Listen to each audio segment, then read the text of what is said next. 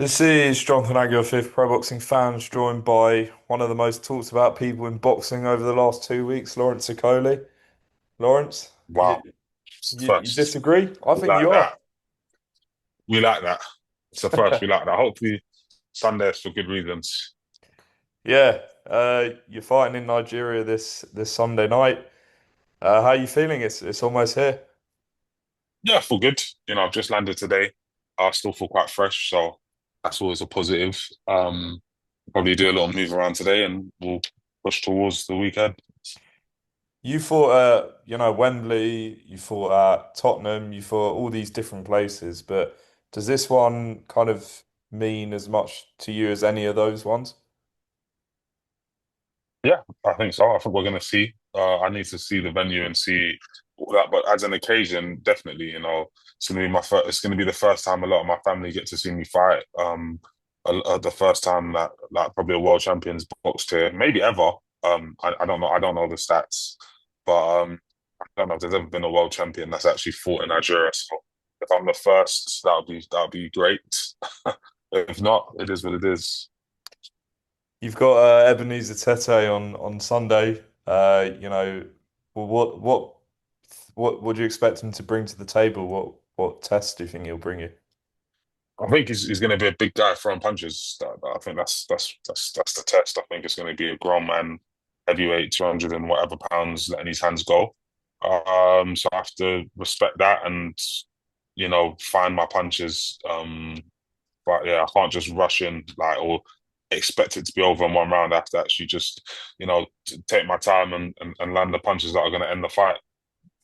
What are you expecting from the atmosphere in the stadium? I don't know.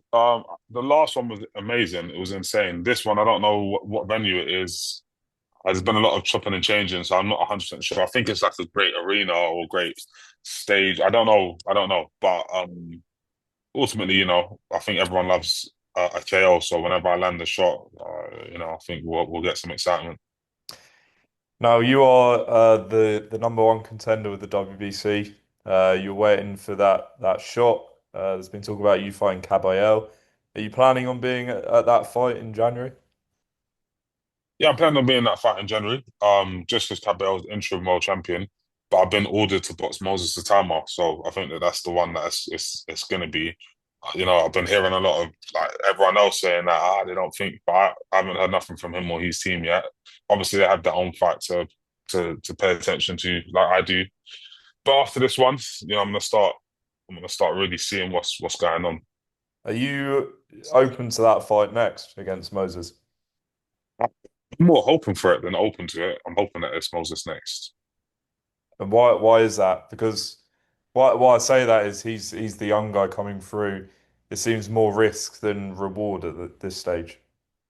I disagree. I think he's got a lot of hype around him. I think he's got the potential to go on and be one of the better fighters that we've seen out of this country in a long time. So I think I expect to be around for the next however many years. Um, and I expect he's still going to be here because he's young. So why not just quickly sneak in there and just get that W and then allow him to go on and do amazing things and I can continue supporting him. Is there another reason because you're one of the first people that sparred him when he was first coming through, so it'd kind of be like it'd be an interesting fight in that sense. It's kind of like a full circle moment if you both did fight. Yeah, I think it's just a great story, personally. Do you know what I mean? Like ultimately, I like him. I like him, and I don't really like boxers. Do you know what I mean? I like him. I want him to do well in his career. I think we've been mandated, and I think it's wrong to be mandated for stuff and say no to it. Do you know what I mean? That's just me personally. Um, they can have a different route. I heard he's in a great position with other governing bodies. For me, it is what it is. Do you know what I mean? Like, as long as I'm in the position, and if it's not him, it's someone else, I don't really care. But I do think it'll be a bigger fight, him than me versus Hergovic. Me versus Moses is a bigger fight, in my opinion. Maybe I'm wrong. I don't know, but I think it will capture a lot more imaginations here in Nigeria, in England, and yeah, potentially worldwide. But we'll see. Yeah, that was one of the reasons you were talked about the last few weeks. Another reason is obviously you were in camp with Jake Paul. How did that come about, first of all? Well, I said I wanted to see why Jake Paul thinks he can go in there with AJ, and I said it, and then I got reached out by his team, and I said, "Oh, you sure?" He said, yes. I said, all right, well, I'll pop up. I'll pop in. I'll probably be sent home within a couple of days. But we did the whole camp, so it was good. So, what was your perception of him before you went in camp and sparred him, and what's it now? Uh, I thought he would be soft, if I'm honest with you. I thought he'd be soft. Nah, doesn't want to be in here, doesn't want this, isn't good enough, isn't whatever. And then by the time we left, the opposite. I think he's got big balls. I think he's game. I think he's I want to see him do well because he puts in the work. That's it in a nutshell. I think it's a huge ask. AJ is a massive guy, a very experienced guy, two-time heavyweight world champion. Like for boxing, the boxer would be is like you can't. Surely you can't let this guy come in and do it because now when I go out, guys who don't box are going to be thinking, well, if Jake Paul could beat AJ, then I could beat Lurk. I don't want that. I don't want to have those conversations. Mm. But as for someone who's actually just putting in the work and dedicates their life to something. I don't want to see them get beat badly. Like, you know what I mean? I want to see him go in there and do his thing. I want to see him go in there and showcase what, hard work and belief can do. If our WBO world champion could come from white collar to be heavyweight world champion, then, why can't Jake Paul be competitive with AJ? How many rounds did you do with him? Do you remember? We're doing that because he had Jared as well. So we were doing like, I don't know, three to six like every other day. So, I don't know, probably like 30, something like that, 30 something rounds, maybe a bit more. Now, he did reveal publicly that you gave him a black eye in sparring. Do you remember that spar and anything about it specifically? I remember one day he did really well on a spar on like a Monday, and then I had to go home and think to myself like because obviously bear in mind I'm still a boxer, so it's like I don't, and I have my own fights. I don't really care that he's like a YouTuber or whatever it is. Mm. So when he was landing certain shots and making me miss certain shots, I was thinking, oh, well, I had to go home and really look at myself in the mirror. Like, what? Oh, like next day, next time you spar, go 100. Like, do not like because sometimes subconsciously you might hold back without even realizing.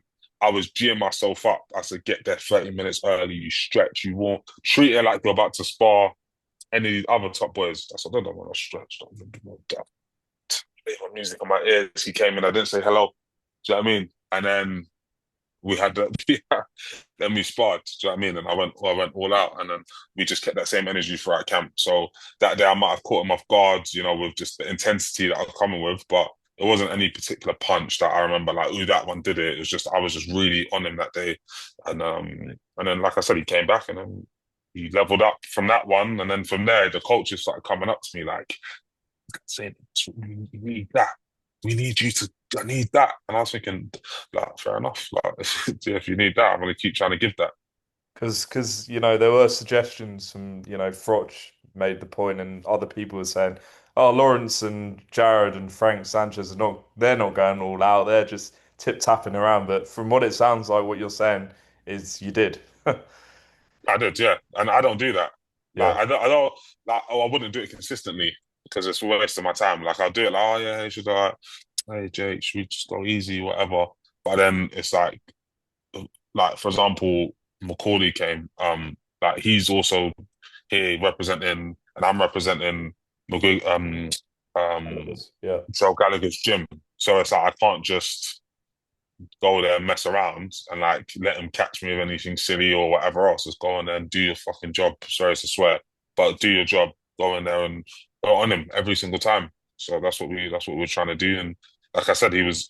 Some days it was actually tough to really get any meaningful work off. Some days it was like it was good. Like that's what I'm saying. That's why I want to see him showcase a bit of it. Because he is good.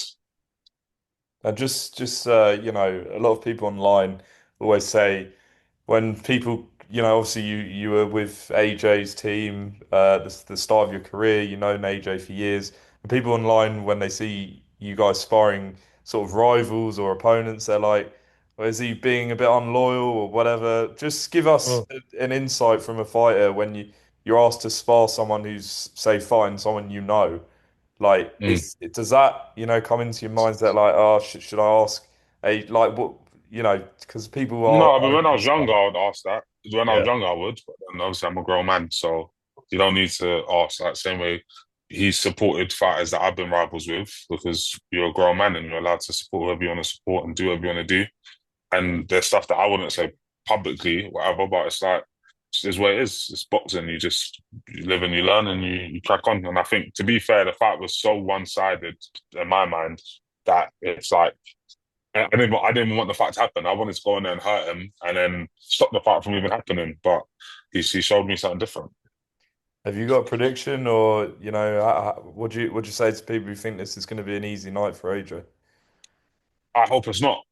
That's what I say. I hope it's not. I think it has the potential to be like an easy like any heavyweight fight does. You're in there with someone who's 40 pounds lighter than you. If you land clean, you're gonna hurt them badly, especially with 10 ounce gloves. It's not a joke.